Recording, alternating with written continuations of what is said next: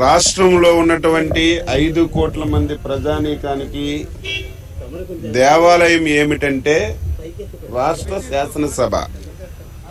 ప్రజాస్వామ్య వ్యవస్థలో శాసనసభకి అత్యంత ప్రాధాన్యత కలుగుతుంది. శాసనసభలో తీసుకున్నటువంటి ప్రతి నిర్ణయం ప్రజానీకానికి చేరువ చేసి వారి మంచికి ఉపయోగించే సభ శాసనసభ. స్వాతంత్రం వచ్చిన తర్వాత ఆంధ్రప్రదేశ్ రాష్ట్రం ఏర్పడిన తర్వాత శాసనసభని సొంత పార్టీ కార్యాలయంగా మార్చుకొని రాష్ట్ర ప్రజానీకానికి రాష్ట్రానికి ఉపయోగపడినటువంటి చట్టాలు చేయవలసినటువంటి శాసనసభ 5 సంవత్సరాలు వైసీపీ ప్రభుత్వం జగన్మోహన్ రెడ్డి తీసుకొచ్చినటువంటి ప్రతి చట్టం ఈ రాష్ట్ర వినాశనాన్ని గురించి తీసుకొచ్చారు తప్ప ఈ 5 సంవత్సరాల్లో తీసుకొచ్చినటువంటి ఏ చట్టం కూడా ఈ రాష్ట్రానికి ఉపయోగపడలేదని చెప్పి తెలియజేస్తున్నాను. ప్రజాస్వామ్య వ్యవస్థలో ప్రభుత్వం ఎంత అవసరమో ప్రతిపక్షం కూడా అంత అవసరం. ప్రభుత్వ వాదన ప్రభుత్వం చెప్తుంది. ప్రజల సమస్యలు శాసనసభలో ప్రతిపక్షం లేవనెత్తితే తప్పులుంటే సరిచేసుకొని ప్రభుత్వం ముందుకెళ్లడానికి ఈ వ్యవస్థ పనిచేస్తుంది. కానీ 5 సంవత్సరాలు శాసనసభలో ప్రతిపక్షం యొక్క గొంతుని చేసినటువంటి ప్రభుత్వం జగన్మోహన్ రెడ్డి ప్రభుత్వం అని చెప్పి ఈ సందర్భంగా తెలియజేస్తున్నాను. ఈరోజు 4వ రోజు మేము సొంత కార్యక్రమాలు చేయడం లేదు. సొంత ఎజెండా మాకేం లేదు. ఈ రాష్ట్రంలో 5 కోట్ల మంది ప్రజలు వివిధ రకాల సమస్యలతో బాధపడి ఇబ్బంది పడుతుంటే రోజుకొక ఇష్యూని తీసుకొచ్చి ప్రభుత్వం దృష్టిలో పెట్టి చర్చించాలని చెప్పి ప్రయత్నం చేసినా మాకు కనీసం అవకాశం ఇవ్వకుండా ప్రతిరోజు దారుణాతి దారుణంగా సస్పెండ్ చేయడం ఇది ప్రజాస్వామ్యానికే మంచిది కాదని చెప్పి తెలియజేస్తున్నాను. ఈరోజు కూడా ప్రధానమైనటువంటి అంశాలు సగభాగం ఉన్నటువంటి యువత, సగభాగం ఉన్నటువంటి మహిళలు అనేకమైనటువంటి సమస్యలతో ఇబ్బంది పడుతున్నారు. అదేవిధంగా ఈ ప్రభుత్వం ఏర్పడక ముందు, ఈ ప్రభుత్వం ఏర్పడిన తర్వాత యువతకి అనేక హామీలు ఇచ్చారు. జాబ్ క్యాలెండర్ ఎవ్రీ ఇయర్ ఫస్ట్కి ఇచ్చి జాబులన్నీ కూడా ఫిలప్ చేస్తా ఉన్నారు. చంద్రబాబు నాయుడు గారు అబద్ధాలు చెప్తున్నారు. 27,000 ఉపాధ్యాయ ఉద్యోగాలు ఖాళీగా ఉన్నాయి. మేము అధికారంలోకి వస్తే మెగా డిఎస్సి చేస్తానని చెప్పి 5 సంవత్సరాలు గాఢ నిద్రలోకి వెళ్ళి ఈరోజు వెంటిలేటర్ మీద ఉన్నటువంటి ప్రభుత్వం 6,000 ఉద్యోగాలకి నోటిఫికేషన్ చేసి యువతకి మోసం చేసిన విషయం, మహిళలపై దాడులు, అణగారిన వర్గాలు, హరిజన గిరిజన బడుగు బలహీన వర్గాల మీద ఈ ప్రభుత్వం చేస్తున్నటువంటి దమన కాండని ఈరోజు శాసనసభలో వాయిదా తీర్మానం రూపంలో ఇచ్చి మేము చర్చించాలని చెప్పి పట్టుబడతాం. తరువాత ఒక నిర్ణయం తీసుకున్నాం.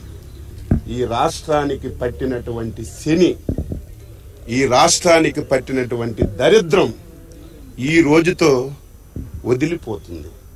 నేను మొదటే చెప్పాను, శాసనసభ ప్రజలకి అవసరమైనటువంటి చట్టాలు చేయాలి, ఈ రాష్ట్రానికి ఉపయోగపడినటువంటి చట్టాలు చేయాలి. ఏ చట్టం తీసుకున్నా జగన్మోహన్ రెడ్డి చేసినటువంటి చట్టం ఈ రాష్ట్ర వినాశనానికే తీసుకున్నాడు. అమరావతి శాసనసభ సాక్షిగా అందరూ ఒప్పుకున్నటువంటి అమరావతిని సర్వనాశనం చేసే చట్టం ఈ శాసనసభలో చేశారు. పోలవరాన్ని రివర్స్ టెండరింగ్ అని చట్టం చేసి పోలవరాన్ని, ఈ రాష్ట్రంలో ఉన్నటువంటి ఇరిగేషన్ ప్రాజెక్టులన్నింటినీ కూడా నాశనం చేశాడు. ఈ రాష్ట్రాన్ని అప్పుల ఊబిలోకి నెట్టాడు. ఈ రాష్ట్రంలో ఏ చట్టాన్ని తీసుకొచ్చినా సరే ఆ చట్టం ఈ రాష్ట్ర ప్రజలకి గుదిబండగా మారినటువంటి చట్టాలు చేశారు.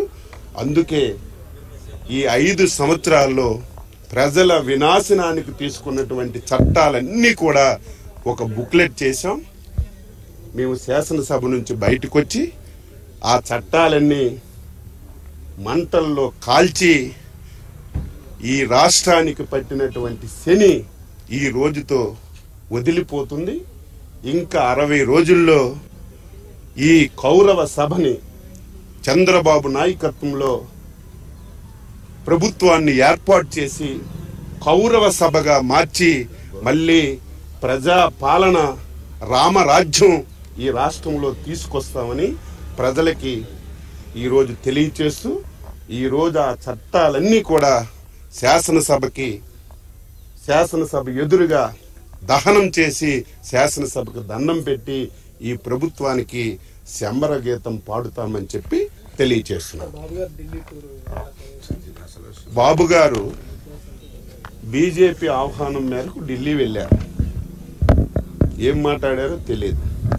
అక్కడ మాట్లాడిన విషయాలు రేపు ఎల్లుండి ఎప్పుడైనా పార్టీ పెద్దలందరితో మాట్లాడి ఏం జరిగిందో తెలియచేస్తారు. అందరం కలిసి ఒక సమిష్టిగా నిర్ణయం తీసుకుంటాం. ఎవరున్నారు? గోడలు ఉన్నాయి. ఎవరున్నారు?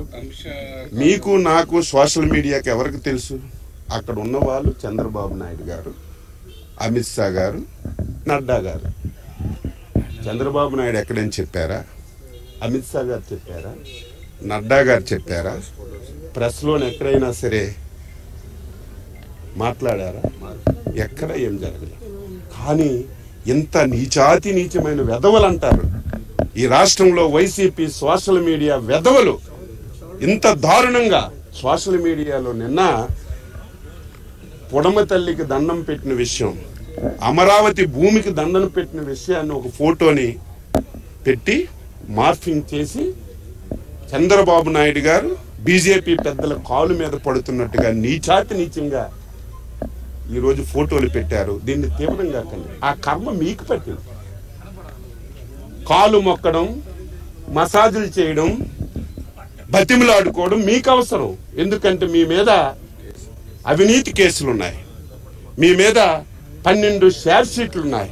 రేపు గాని ఎల్లుండి గాని శిక్ష పడుతుందని బీజేపీ పెద్దలు కాలు పట్టుకునే అవసరం మీకుంది తప్ప తెలుగుదేశం పార్టీకి అధినేతకు లేదు.